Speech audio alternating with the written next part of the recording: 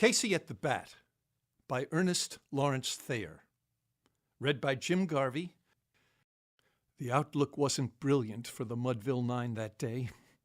The score stood 4-2 with but one inning more to play. And then, when Cooney died at first and Barrows did the same, a pall-like silence fell upon the patrons of the game. The straggling few got up to go in deep despair. The rest clung to the hope which springs eternal in the human breast. They thought, if only Casey could but get a whack at that, we'd put up even money now with Casey at the bat. But Flynn preceded Casey, as did also Jimmy Blake, and the former was a pudding, while the latter was a fake. So upon that stricken multitude grim melancholy sat, for there seemed but little chance of Casey getting to the bat. But Flynn let drive a single, to the wonderment of all, and Blake, the much despised, tore the cover off the ball. And when the dust had lifted, and men saw what had occurred, there was Jimmy safe at second, and Flynn a hugging third. Then from 5,000 throats and more there rose a lusty yell. It rumbled through the valley, it rattled in the dell, it pounded on the mountain and recoiled upon the flat, for Casey, mighty Casey, was advancing to the bat. There was ease in Casey's manner as he stepped into his place. There was pride in Casey's bearing, and a smile lit Casey's face. And when, responding to the cheers, he lightly doffed his hat, no stranger in the crowd could doubt 'twas Casey at the bat. 10,000 eyes were on him as he rubbed his hands with dirt. 5,000 tongues applauded when he wiped them on his shirt. Then, while the writhing pitcher ground the ball into his hip, defiance flashed in Casey's eye.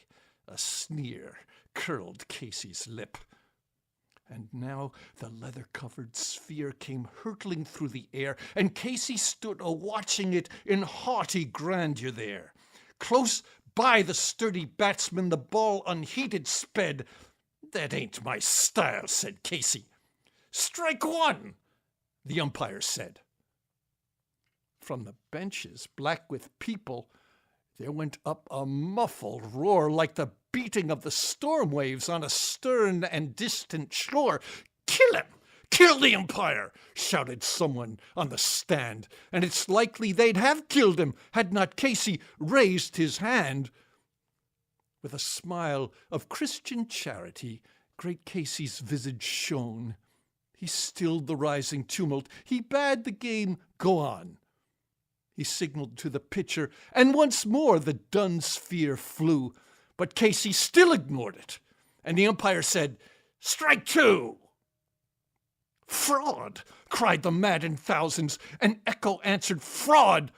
But one scornful look from Casey, and the audience was awed.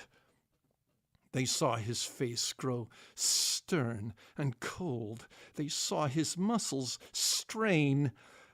And they knew that Casey wouldn't let that ball go by again.